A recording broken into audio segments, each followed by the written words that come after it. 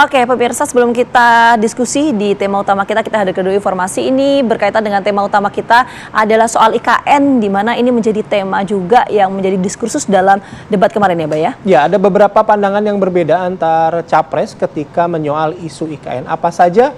Kami hadirkan informasinya berikut ini. Jadi Gubernur Ibu Kota. Dan hari ini menjadi isu publik, saya barusan dari IKN. Mas Anies, dengan berbagai kondisi yang ada di Jakarta, traffic jam, orang bermigrasi, bagaimana polusi yang terjadi, saya pengen dapat statement yang clear dari Mas Anies. Apa pendapat Mas Anies ketika kemudian Indonesia sentris itu ingin dibangun, mimpi besar anak bangsa sejak presiden sebelumnya ingin dibangun untuk memindahkan ibu kota dari Jakarta ke IKN. Silakan. Baik, waktunya masih ada, Bapak? Cukup. Cukup, baik. Terima kasih. Kemudian kami silakan calon presiden nomor urut 1 untuk memberikan jawaban selama 2 menit, dimulai dari sekarang. Kalau ada masalah jangan ditinggalkan, diselesaikan. Itu filosofi nomor 1. Jadi, ketika di Jakarta menghadapi masalah, maka masalah lingkungan hidup, masalah lalu lintas, kepadatan penduduk, ini harus diselesaikan. Ditinggalkan tidak kemudian membuat otomatis selesai. Justru ini yang harus dibereskan. Kalau kami melihat, begitu kita bicara lalu lintas, kontribusi aparat sipil negara di dalam kemacetan itu hanya 4-7%. Jadi nggak akan mengurangi kemacetan di sini. Yang kedua, soal lingkungan hidup. Kalau yang pindah itu pemerintah, bisnis, keluarga masih tetap di sini, masih tetap ada masalah. Karena itu kami berpandangan masalah yang di Jakarta harus diselesaikan dengan transportasi umum yang dibangun. Kemudian yang kedua, menambah taman yang dibangun, transportasi umum berbasis elektrik. Dan itu semua dikerjakan untuk membuat Jakarta menjadi kota yang nyaman, aman, kota yang membuat kita bisa hidup dengan sehat. Itu terkait dengan Jakarta. Jadi, jangan kita meniru pemerintah Belanda. Mereka punya kota tua. Ketika kota tua turun permukaan, mereka pindah ke selatan, bikin di sekitar Monas. Ditinggalkan, masalah tidak diselesaikan. Kita harus menghadapi masalah dengan menyelesaikan. Lalu yang kedua, terkait dengan IKN.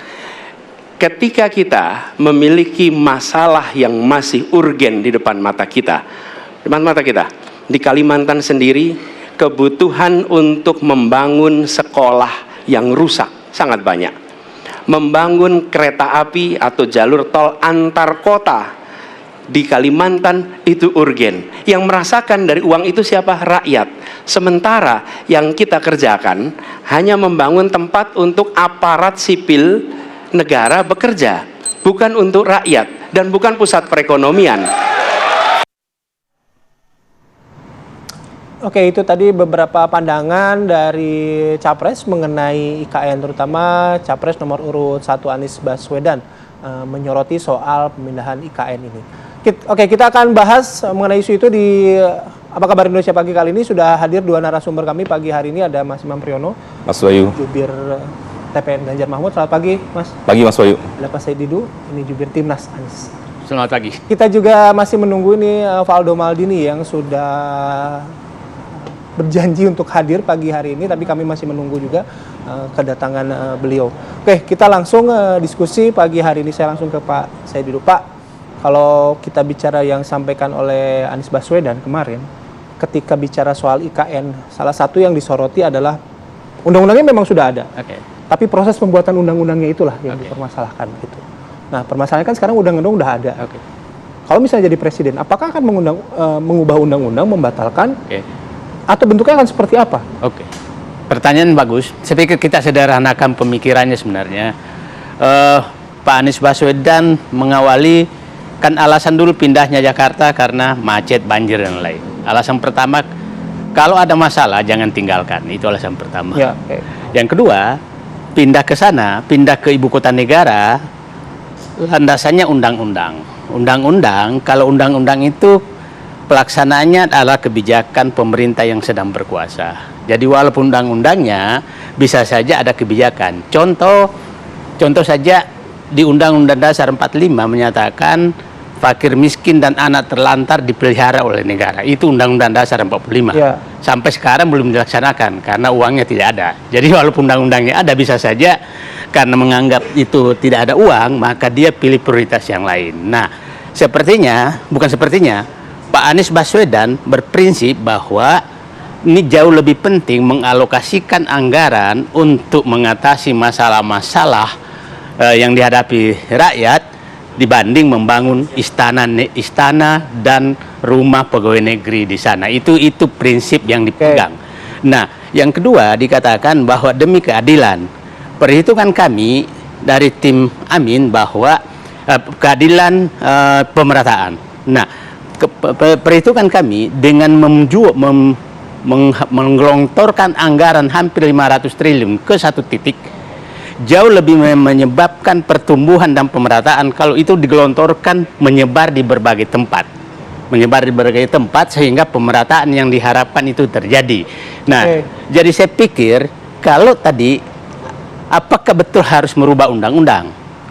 Bisa, tapi bisa juga tidak. Bisa juga tidak, bahwa di prioritasnya dipindahkan ke tempat lain, tapi itu ya tetap aja seperti itu. Saya katakan, saya kasih contoh juga, Presiden Jokowi melakukan Hambalang itu tidak dilarang loh untuk dibangun tidak dilanjutkan. Ya. Tapi karena kebijakan Pak Jokowi tidak mau melanjutkan, tidak dilanjutkan, maka dianggaplah sebagai candi kira-kira begitu. Oke, ada undang-undangnya, tapi rupanya kalau dari penjelasan Pak Said itu masih ada ruang ketika meskipun undang-undang itu sudah ada, dilaksanakan atau tidak itu kan nanti bagaimana kebijakannya, ya. Ya, saya katakan tadi, bisa undang-undangnya diubah, bisa juga undang-undangnya ada, tapi di prioritas bukan itu prioritas. Oke, baik. Ini juga sudah hadir Bang Faldo di studio kami pagi hari ini. Bang Faldo. Pagi Bang Faldo. Sibuk dapil ya kayaknya kan. Terima kasih sudah hadir. Oke. Pagi Bang. Rambutnya. Pak Said itu menyampaikan bahwa tidak ada urgensi untuk kemudian memindahkan ibu kota. Kalau Mas Imam melihat itu juga nggak? Kalau kami tuh melihatnya bahwa Indonesia masa depan kan butuh pertumbuhan ekonomi yang besar. Jadi pilar-pilar pertumbuhan ekonomi ini memang harus diciptakan. Kalau soal prioritas itu hal lain, pasti ada subjektivitas di situ. Dan kami meyakini kalau bahasanya tim 1000% kami menganggap IKN itu harus dilakukan. Bukan untuk meninggalkan Jakarta. Jakarta tuh mungkin untuk memudahkan ibu-ibu, teman-teman yang menyaksikan di rumah. Saya pribadi menilai kadang-kadang seperti melihat kita ketupat sayur Betawi gitu. Nikmat, semua orang suka, cuman piringnya penuh. Dari hari ke hari, piring itu diisi ingredients yang lain. Ketupatnya seringkali karena kita suka, kita tambah. Kita tambahin kerupuk. Apa yang terjadi? Tumpah-tumpah gula kenikmatan ekonomi itu hanya di satu titik. Padahal yang membutuhkan kenikmatan, yang membutuhkan makanan, asupan gizi itu tidak hanya Jawa, tapi Kalimantan atau Indonesia bagian tengah juga membutuhkan itu. Karena kami lebih suka membagi piringnya, bukan meninggalkan piringnya, karena kami cinta Jakarta. Nggak ada soal Jakarta ini yang saat ini punya banyak PR kemudian kami tinggalkan, kan nggak kayak gitu cara berpikir. Dan esensi dari filosofi tim dari Ganjar Mahfud adalah perbaikan. Perbaikan itu bukan merubah, bukan mengganti baju biru jadi baju merah, tidak. Kita memperbaiki apa yang sudah dilakukan pemimpin sebelumnya, memperkuat, memperkokoh, dan meneruskannya. Sehingga kami meyakini IKN ini insya Allah akan terus berlanjut dengan perbaikan di sana-sini yang mungkin saat ini bahkan misalnya di tim Amin misalnya melihat ini kan banyak hal yang belum sempurna. Keterlibatan publik misalnya belum didengarkan semua. Nah, hal-hal itu mari kita perbaiki bersama, tapi bukan berarti mengganti visinya. Oke, kalaupun misalnya tadi apa penjelasannya Pak Said itu, kalaupun misalnya ada undang-undang, kita bicara undang-undang, kalau soal pemerataan tadi sudah ada pernyataan dari Mas Imam. Tapi kalau misalnya soal undang-undang, kalau Pak Said dulu kan bilang ya ada undang-undangnya, kalaupun misalnya nanti pada waktunya bisa saja seperti Hambalang itu ada undang-undangnya gitu, tapi ya prioritasnya kalau Pak Said tadi kepada mangkok-mangkok ketupat sayur yang lain lah, kira-kira begitu. Ya. Itu tepat atau tidak? Menurut Anda gimana? Saya rasa ini nggak apple to apple. Kalau ini dikerjakan secara benar, melibatkan banyak pihak, melibatkan orang-orang terpercaya, kan kayak belakangan kan ada Ridwan Kamil, ada Prof. Renald Kasali juga menjaga soal ESG dan seterusnya. Saya rasa akan berbeda dengan Hambalang. Dan insya Allah kalau kita amanah, Pak Mahfud menjadi wakil presiden, korupsi diberantas, kualitas APBN-nya bagus, Mas Ganjar bisa satset memastikan digitalisasi berjalan, kemudian menggandakan APBN, saya rasa IKN ini bisa dilanjutkan dengan baik. Oke, mungkin kita fokus dulu ke urgensi pemindahan dari ibu kota ini ke Kalimantan. Saya mau ke Bang Faldo. Bang Faldo melihatnya seurgensi apa sih harus ada pemindahan ibu kota ya dari Jakarta ke Kalimantan tuh urgensinya apa? Ya. Dan resikonya apa sih kalau misalnya kita nggak eksekusi itu? Ya, ini kan sebenarnya cita-cita dari Bung Karno pun udah ngomong dari beberapa puluhan tahun lalu bahwa memang gagasan besar soal Indonesia sentris, ya, tidak lagi Jawa sentris, berbicara soal pemerataan, bagaimana kita melihat banyaknya saudara-saudari kita yang berada di timur Indonesia, yang mungkin jauh sekali ke Jakarta. Dan gagasan itu memang yang dilanjutkan oleh Pak Presiden Jokowi dan dikerjakan oleh Pak Presiden Jokowi, insya Allah dilanjutkan oleh Bapak Prabowo dan Mas Gibran, yang ingin diubah oleh Mas Anies gitu. Nah, jadinya kan memang kita juga melihat bahwa hari ini ya ada banyak kepadatan di Jakarta, kemacetan Jakarta. Kita tidak meninggalkan Jakarta loh, by the way. Tidak ada yang meninggalkan Jakarta. Dan dengan adanya IKN pindah, kita juga tidak berhenti membangun sekolah, kita juga tidak berhenti membangun fasilitas publik di tempat yang lain, itu tetap terus berjalan, tidak ada. Jadi logiknya seperti tadi kalau dari ketupat sayur, ini misalnya kita punya rumah, terus kita keluarga bertambah, beli rumah baru, rumah lama kan tidak ditinggalkan. Ya, akhirnya kita punya 2 rumah. Dan ini bukan cerita soal Indonesia pertama kali, Amerika itu 9 kali kok pindah ibu kota. Di negara-negara lain juga gitu. Dan dalam artian ketika Pak Anies bilang IKN itu soal, ya Pak Said Didu tadi sempat menyampaikan juga soal perundang-undangan, ya saya sih berdoa juga di koalisinya Mas Anies ada PKB dan Nasdem, semoga tetap solid tuh, karena mereka juga tetap yang mengusulkan kan kemarin di parlemen gitu loh. Jadi yang kedua, ketika Mas Anies bilang bahwa kita meninggalkan problem, kalau ada jangan ditinggalkan, nggak ada yang ninggalin, nggak ada problem gitu. Dan Mas Anies adalah gubernur di DKI Jakarta, ya kan? Jadi ya apakah Jakarta itu ada problem? Kan nggak begitu. Tapi terlepas dari itu, menurut saya yang menjadi concern kita adalah kita punya arah ke depan, kita sudah punya tujuan berbangsa. Kalau ya perubahan meyakini ini bisa harus diubah dengan diberhentikan atau atau diubah lah gitu. Ya terserah masyarakat mau ini tetap berjalan atau kita mengubah arah bangsa ini. Oke, baik.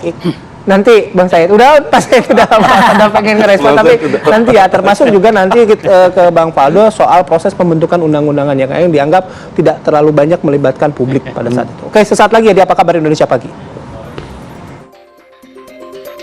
Boleh saya simpulkan kalau begitu, Mas Anies dalam posisi yang oposisi terhadap beberapa kebijakan termasuk IKN, menolak IKN dilanjutkan. Terima kasih. Cukup Bapak? Cukup. Baik. Baik, selanjutnya kami berikan kesempatan kepada calon presiden nomor urut 1 untuk menanggapi tanggapan dari calon presiden nomor urut 3, waktunya 1 menit dari sekarang.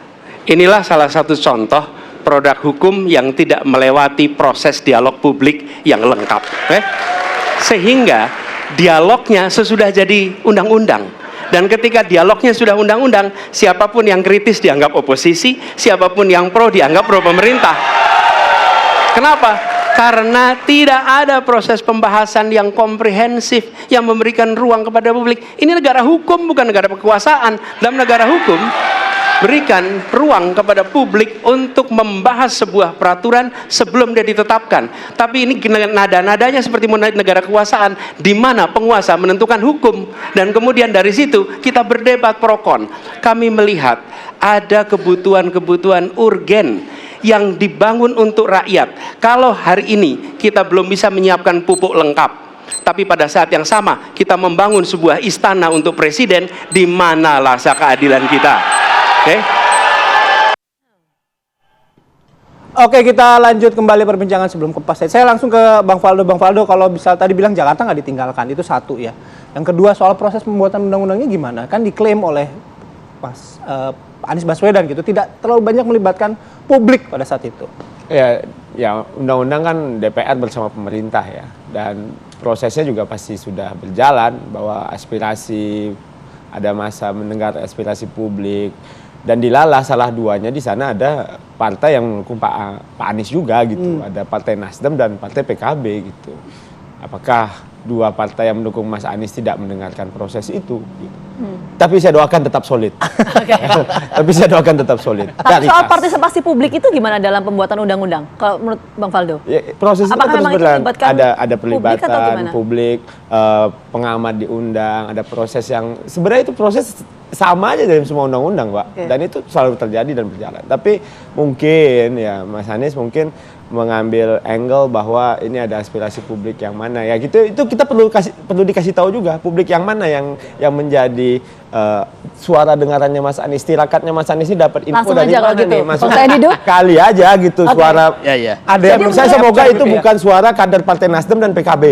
Makanya coba kita dengar ini publik yang mana yang dimaksud, karena kan Mas Anies menyampaikan tidak ada partisipasi publik. Saya koreksi tadi tentang hambalang maksudnya itu bukan karena undang-undang tapi karena kebijakan. Jadi maksudnya pemerintah tuh punya hak memilih prioritas. Seperti Pak Jokowi memilih tidak membangun hambalang, itu tidak salah. Jadi kalau Pak Anies menang dan memilih belum membangun IKN dan merubah bentuknya, itu juga tidak salah, walaupun undang-undangnya ada. Itu saya clearkan. Nah, terkait dengan undang-undang, sebenarnya IKN ini memang ujuk-ujuk muncul karena dalam visi misi Presiden Jokowi 2019 itu tidak ada. Dan 2019 dan saya pada saat itu muncul ide membangun IKN dan saya ditelepon salah seorang yang menghadiri sidang kabinet persiapan pidato kenegaraan 17 Agustus 2019. Nggak usah marah-marah, IKN nggak jadi kok, sudah dirapatkan tadi. Ternyata di pidato kenegaraan muncul. Jadi mohon dipahami bahwa IKN ini muncul di pidato kenegaraan, bukan dari diskursus publik. Itu kira-kira maksudnya dan tidak ada dalam visi misi. Jadi itu yang kita ini kenapa ujuk-ujuk muncul di pidato kenegaraan. Dan dasarnya hanya pidato kenegaraan, bukan visi misi, bukan apa-apa. Nah, padahal ini langkah strategis, itu bahwa itu diskursusnya tidak kuat. Nah, tadi ini teman-teman baik saya semua nih berdua, kita biasanya kongko-kongko dan berakal sehat aja. Masih memahami posisi masing-masing. Kita juga memahami posisi apa. Jadi sebenarnya di luar mereka sama dengan saya. Di dalam beda. Gitu. Soal pelibatan partisipasi publik? Nah gini sebenarnya, partisipasi publik. Nah begini sebenarnya. Saya katakan mari kita menggunakan sama indikatornya deh. Demi masa depan Indonesia, demi pemerataan, demi menyelesaikan Jakarta. Itu 3 indikator yang kita pakai untuk menilai kebijakan membangun ibu kota negara ini tepat nggak. Demi kemajuan ke depan, apakah betul bahwa demi kemajuan depan memindahkan ibu kota? Masih tanda tanya. Bisa saja kemajuan Indonesia memperbanyak kota di Kalimantan, di Indonesia Timur, 50 kota dengan 500 triliun, itu lebih banyak kota dan itu pasti lebih maju. Dan Jakarta selesai juga karena orang Makassar, kampung saya, nggak kesini lagi. Orang Balikpapan nggak kesini lagi karena kotanya dibangun. Kan itu juga pemikiran. Nah, daripada membangun ibu kota negara di suatu tempat, dan saya 2 kali di sana, di tengah hutan, itu siapa yang mau ke sana? Akhirnya Balikpapan kendor, Samarinda kendor, semua kendor, terus ada mercusuar baru di sana. Nah, itu yang saya pikir. Jadi, yang ketiga, menyelesaikan Jakarta, boleh bahwa apakah dengan pindah ibu kota menyelesaikan Jakarta? Enggak juga, ya kan? Jadi maksud saya, kita pakai aja lah bahwa keputusan politik masing-masing, biarkan publik menilai yang mana paling rasional. Kalau saya ditanya, apakah IKN dilanjutkan apa tidak dilanjutkan sekarang? Saya katakan dengan utang negara yang makin besar. Yang awalnya sebenarnya IKN tuh rencananya Pak Jokowi adalah hanya 20% biaya APBN. Tapi ternyata nggak laku-laku. Akhirnya sepertinya 100% akan APBN. Kenapa APBN ini tidak digunakan untuk membangun kota banyak? Itu kira-kira. Jadi ini 2 perspektif yang berbeda sebetulnya. Ini perspektif dari APBN-nya, ini adalah perspektif dari kepadatan penduduknya. Tapi tadi pertanyaan saya belum terjawab, Bang Saididu. Untuk tadi yang disampaikan oleh Mas Anies bahwa ini tidak melibatkan partisipasi publik, itu indikatornya apa? Sangat terlihat. Jadi gini, pada saat pembentukannya itu beginilah. sejak Presiden Jokowi ini selalu mengabaikan partisipasi publik untuk pembentukan undang-undang. Selalu, bukan hanya IKN. Bagaimana demo tentang cipta kerja, apakah didengar enggak? Apakah revisi undang-undang lain didengar? Tidak. Nah, terakhir revisi undang-undang IKN yang menambah menjadi GU 190 tahun dan lain-lain direvisi, itu tidak melakukan revisi publik.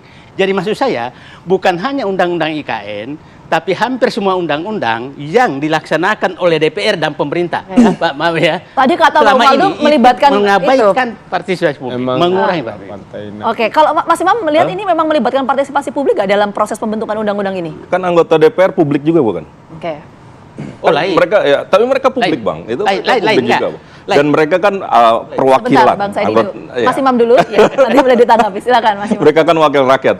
Ya, dan mereka dilibatkan. Seperti yang Faldo bilang tadi ya, Nasdem dan PKB juga ada di situ. Bahkan tidak memberikan catatan. Kalau saya tidak salah, memberikan catatan Demokrat. Itu satu hal ya. Dan saya melihat undang-undang itu tidak hidup di ruang hampa. Dia bisa disesuaikan dengan kebutuhan, dengan perspektif yang baru, dengan perkembangan dan seterusnya. Jadi kalau merasa belum sempurna, disempurnakan. Bahkan undang-undang IKN kalau nggak salah kan memang habis disempurnakan, baru direvisi dan lagi disosialisasikan. Jadi ya kalau memang belum sempurna, ya namanya juga buatan manusia, nggak akan pernah sempurna. Dan dia tidak berada di ruang hampa, kita bisa terus melakukan koreksi. Oke, kalau misalnya itu tadi tidak undang-undang muncul tidak dari ruang hampa.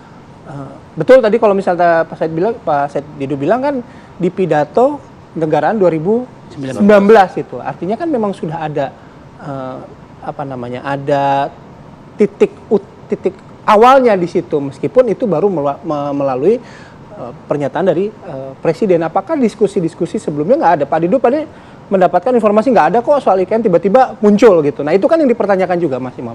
Hal-hal seperti itu. Ya, tentu diskusi-diskusi saya rasa ada ya. Kan nggak mungkin kan ini tidak ada upaya pemikiran yang kolektif. Saya rasa nggak mungkin. Tetapi pada forum yang mana mungkin nggak semua Bang Said Didu tahu. Dan yang paling penting adalah ini terpublikasi pada forum yang terhormat. Dan saya rasa itu forum yang tepat untuk kembali menguatkan konsensus. Karena forum tersebut adalah forum yang menurut saya besar dan akan memiliki publikasi luas kan. Saya ingin main dulu supaya jangan. Yang dimaksud partisipasi publik adalah DPR yang mengundang publik, bukan DPR yang publik. Jadi itu mengundang ini di mana-mana untuk mendapatkan masukan ke DPR.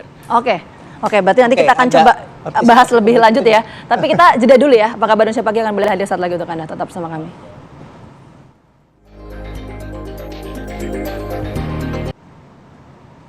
Oke, kita langsung ke Bang Faldo. Bang Faldo, tadi yang dipertanyakan oleh Bang Said Didu itu adalah adakah publik dalam tanda kutip ya, yang lain di luar teman-teman di parlemen yang juga turut dalam pembahasan undang-undang IKN itu? Ya, pertama tadi saya bertanya publik yang mana. Yang kedua, ya makanya DPR, proses legislasi, itu kan juga tadi Mas Imam juga sampaikan, ada proses revisi, bukan diubah, digagalkan, ada proses hearing sama pengamat, ada proses konsinyering dan beberapa proses-proses di DPR yang berjalan juga, pemerintah juga ada tim khusus untuk sosialisasi IKN yang juga dibuat. Jadi ya gimana ya, kalau seandainya kita melihat juga bahwa di situ Ketua Umum PKB yang menjadi Wakil Presiden Pak Anies Baswedan mengokekan juga dalam proses pembentukan undang-undang itu. Partai Nasdem yang mengusung juga gitu. Jadi kita juga bingung publik yang mana yang didengar sama Mas Anies. Tapi dan ada satu lagi, teman-teman di luar parlemen yang ikut dalam pembahasan undang-undang KN. Tadi yang dipertanyakan ya, pasti publik ada. Banyak sekali kampus-kampus, ya juga ada dialog-dialog kan banyak, pengamat juga banyak, ahli-ahli itu kan semua diundang. Semua dilibatkan. Jadi dalam artian, dan itu terjadi di semua proses undang-undang sih gitu. Jadi itu bukan hal yang aneh dalam proses pembuatan undang-undang di Republik ini, ada pelibatan publik dan terlebih ada anggota DPR-nya. Tapi yang perlu kita jadi pertanyaan juga, ini isu kan belakangan aja tiba-tiba panas nih. Gitu. Kita jangan sampai ini gara-gara momentum elektoral gitu, mengejar momen elektoral ke sana, terus bicara bahwa ini tidak sesuai publik, padahal didukung oleh partai yang mengesahkan undang-undang tanpa catatan. Kecuali kalau yang ribut ini PKS, Mbak, saya nggak apa-apa. Ya, karena konsisten since the beginning of the government, mereka konsisten menolak gitu. Ataukah Kalau PKS yang teriak, oke, good, lanjutkan. Semoga terus jadi oposisi kalau bagi saya. Nah, tapi yang jelas terkait tadi proses tidak adanya investasi, udah ada 305 LOI kok yang masuk gitu. Terus tadi terkait tidak ada divisi karena ditelepon, tidak ada telepon ini banyak juga Mbak. Dan saya juga ngelihat proses pidato pembuatan itu bisa 100 kali revisi kok. Dan sering sekali itu terjadi di pidato presiden gitu. Dan itu biasa aja gitu. Yang jelas ini jika masyarakat menginginkan diubah, ya saya tidak tahu mau kita tetap membangun kota-kota lain kok dengan membangun IKN gitu. Jadi tidak diberhentikan.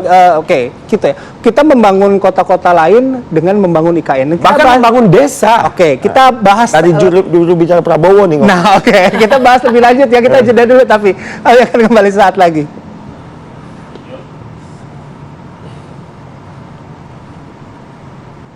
Oke, kita lanjutkan diskusi kita. Mungkin kita di segmen ini segmen terakhir fokusnya begini. Tadi kan ini kan sebetulnya ada berbagai macam perspektif ya. Tadi Bang Said Didu menyampaikan perspektifnya soal APBN. Tapi kalau Mas Imam sama Bang Faldo ini perspektifnya adalah soal penyebaran atau pemerataan penduduknya. Tapi begini, terlepas dari apapun itu sudah diundang-undangkan, tapi bagaimana kemudian memastikan ketika nanti ibu kota negara itu dipindah ke Kalimantan tidak terjadi seperti di Myanmar. Kita ingat waktu itu di tahun 2005 ada pemindahan ibu kota baru di Myanmar, itu jadi kota hantu karena sedikit sekali yang mau pindah ke sana. Itu memastikan tidak terjadi seperti itu gimana tuh? Saya kebetulan pernah ke kota itu. Jadi pernah menikmati. Di tahun 2005 waktu itu ya? Nah, ketemu Bang hantunya? Saya jadi hantu kan. Aduh. Jadi saya belum begini. Saya pikir diskursus tentang ibu kota negara itu bagus secara politik. Karena memberikan rakyat untuk menggunakan akalnya memilih alternatif. Jadi saya berharap politik ke depan tuh jangan menghindari diskursus yang berbeda. Karena itulah tujuan kita supaya rakyat dan Anies kan clear bahwa menyatakan dia memilih membangun lebih banyak kota dibanding membangun ibu kota.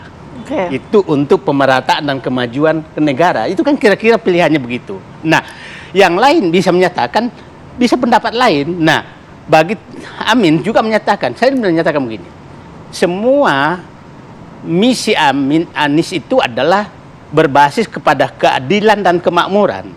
Dan kita menganggap bahwa membangun ibu kota, membangun banyak kota lebih memunculkan keadilan dan kemakmuran dibanding membangun satu ibu kota. Kira-kira begitu. Jadi tidak perlu diperdebatkan. Silahkan timnya Prabowo menyatakan pilihannya, timnya Ganjar menyatakan pilihannya Anies adalah begitu. Tapi kalau kita bicara soal prioritas tadi ya, kita balik lagi pada kebijakan aturan hambalang begitu ya. Kita analogikan dengan pada saat itu Pak Said itu. Katakanlah Anies menjadi presiden itu dan IKN bukan prioritas. Itu uang udah keluar banyak di situ.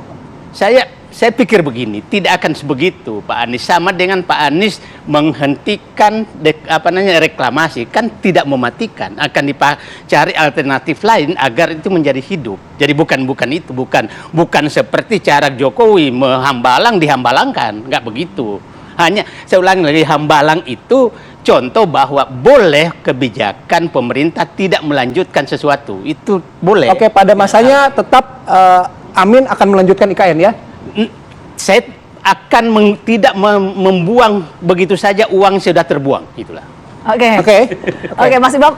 Jadi kalau dalam perdebatan publik itu ada bahasa menolak, misalnya kayak di perdebatan debat publik kemarin antara capres, saya rasa itu perdebatan elektoral aja. Jadi sebenarnya kan nggak bisa serta merta ditolak itu. Secara logik aja Bang saya tadi sampaikan.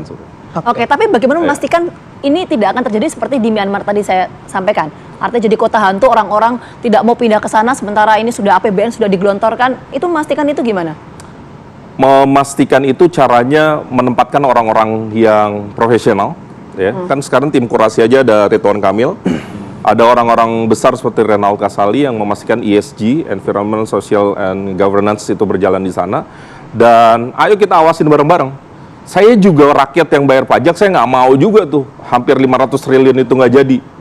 Jadi kalau menurut saya kalau ada yang nggak benar teriakin, ramein Kayak Mas Anies kasusin. bilang ya, kayak Caimin bilang ya, kalau ada yang licik lapangan bola teriakin gitu, Iya, sarakin gitu ya. Iya, ya kasarnya saya juga nggak mau ini dikorupsi dan ini nggak jadi apa-apa.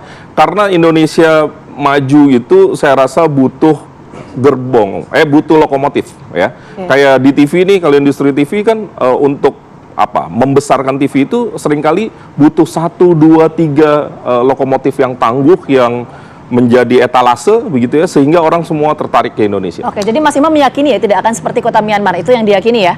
Kita harus meyakini itu dan kita harus berusaha. Ini bukan tanpa syarat. Ini bukan tanpa syarat. Bang Faldo, gini, kita membangun, tadi Bang Faldo menyebutkan kita membangun IKN, tapi kita juga membangun wilayah lainnya. Gimana? Maksudnya gimana? Karena kalau misalnya udah IKN kan otomatis konsentrasinya kan pasti akan ke situ. Apakah itu juga akan sejalan dengan semangat yang tadi disampaikan oleh Pak Said dulu, bahwa sebenarnya di wilayah-wilayah lain, tidak hanya di Kalimantan, fasilitas-fasilitas publik juga masih harus diperbaiki ya, sekolah, fasilitas kesehatan, puskesmas dan lain sebagainya. Gimana itu bisa berjalan beriringan kalau misalnya konsentrasinya di IKN? Saya teringat dulu Mas Anies ketika debat sama Pak Ahok di Pilkada DKI terkait ide DP 0% rumah. Pak Anies bilang carilah pemimpinnya optimis ya. Ya sama, kita juga pengen mengembalikan ke Mas Anies nih. Jadilah pemimpinnya optimis di 2024 dan ke depan ini gitu. Optimis ini bisa terbangun, kota-kota terbangun, desa terbangun, ibu kota terbangun gitu. Jadi melihat bagaimana isu ini tadi Hambalang, mohon maaf, Mas Imam tadi udah nyampaikan juga, itu ada terkena longsor dan sebagainya. Sudah disahkan 9 fraksi nih undang-undangnya, perencanaannya juga sudah ada, investasi sudah masuk, LOI juga sudah banyak, budget sudah dikeluarkan. Dan tadi Pak Saididu juga, ya kita lanjutkan kan, lanjut, tidak ada yang berhenti sebenarnya IKN ini gitu. Waktu Pak Anies bicara stop reklamasi waktu itu tetap ada jalan reklamasi, tetap jalan gitu. Jangan sampai Om Bay ini digunakan untuk isu elektoral. Dan Anda meyakini bahwa ini hanya isu elektoral saja? Toh lanjut tadi disampaikan. Sebentar, saya tidak menyatakan lanjut. Saya IKN belum tentu tidak menghambalankan IKN itu loh. Tidak, itu dua hal yang berbeda ya. Kira ya. Jangan dibelok-belokkan. Ini teman saya sih, jadi jangan. Saya tahu cara-cara. No, bukan. Berarti tidak berhenti dong evaluasi. Evaluasi bisa lanjut kan? Ya jadi ya tadi IKN berhenti itu kan dua narasi yang berbeda. Tapi ya saya sepakat aja kalau ini memang dijadikan rima yang indah untuk dipidatokan ketika berdebat. Mas Anies kan jago di situ. Ya, suka juga kita gitu kan. Tapi kan kita akhirnya juga masyarakat kan mendapatkan insight ya, bahwa ada perdebatan, kita akhirnya tahu dasar. Bagus. Produktif itu kan. Di ruang demokrasi harus seperti itu. Harus. Dan kalau misalnya besok kita undang tema ini lagi nggak apa-apa ya. Lebih dalam lagi. Kalau bisa Mas Anies ngomong terus, biar kita diundang terus. Oke, thank you Bang Faldo, Mas Imam, terima kasih atas waktunya pagi hari ini. Selamat beraktivitas kembali. Assalamualaikum warahmatullahi wabarakatuh. Waalaikumsalam warahmatullahi wabarakatuh. Oke, kami jeda. Habis ini kita bahas apa, Fit? Akan ada banyak sekali yang akan kami hadirkan informasi untuk Anda pemirsa. Tetap bersama kami di Apa Kabar Indonesia Pagi.